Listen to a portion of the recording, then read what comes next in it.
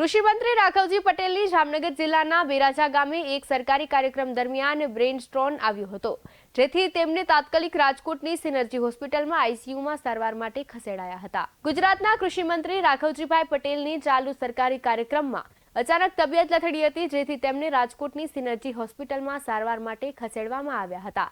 જામનગર જિલ્લાના બેરાજા ગામે ગઈકાલે રાત્રે રાઘવજીભાઈ ગાવ ચલો અભિયાનમાં હતા।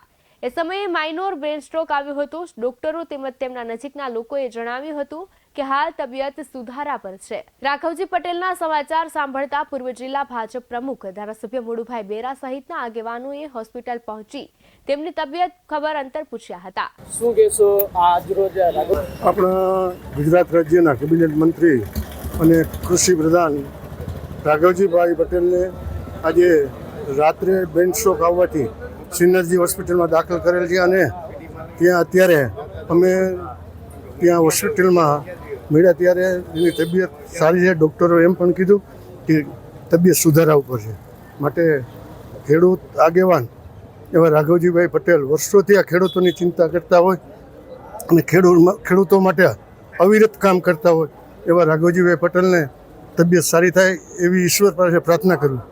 શું કહેશો કેટલા દિવસમાં? રજા તો એ ડૉક્ટરોને ખબર હોય, રજા તો 2-4 દિવસમાં આપી દેશે। સારું છે, અત્યારે તબિયત સારી થતી જાય છે। ને બ્રેઇનની અંદર હેમરેજ થયેલું એટલે વહેલી સવારે લગભગ 3-1 વાગે અમારી હોસ્પિટલે જામનગરથી શિફ્ટ થયેલા।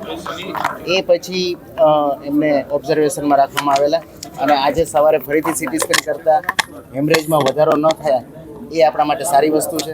એનું બ્લડ પ્રેશર, ધબકારા બધું સારું છે, એટલે આપણે ભગવાનને બધા પ્રાર્થના કરી ઝડપ સારા થઈ જાય। As a medical point of view હું તમને કહું કે હજી એમને આપણે 2 કે 3 દિવસ આઈસીયુમાં ઓબ્ઝર્વેશનમાં રાખશું અને લગભગ જેમ જેમ તબિયત સારી થતી જશે એમ આપણે રૂમમાં એમને શિફ્ટ કરશું।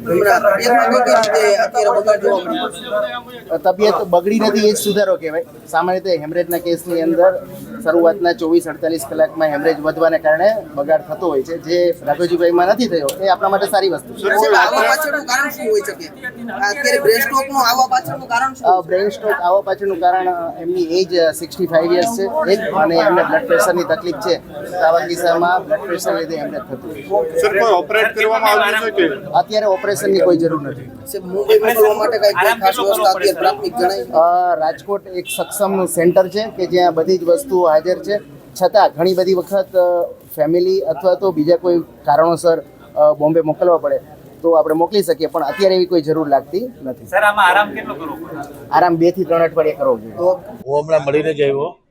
રાઘવજીભાઈની તબિયત ખૂબ સારી છે, ખૂબ સ્વસ્થ છે। અત્યારે ઊંઘમાં તમે પૂછ્યું તો ડૉક્ટરે કીધું મુળુભાઈ એવા છે, મારી યારે વાત કરી કેવું છે મેં પૂછ્યું તો એને કીધું સારું છે અને અત્યારે એકદમ સ્ટેબલ છે। અને ગઈકાલ રાતનો ઉજાગરો હશે ને માઇનોર સ્ટ્રોક હતો એના કારણે ઊંઘમાં હતા, પણ હમણાં ગયો અને વાતે કરી અને ખૂબ સારી તબિયત છે અને અત્યારે ખૂબ સ્ટેબલ છે। VS9 ન્યૂઝ સાથે સાહિલ સપા સાથે મીત ભાયાણી, રાજકોટ।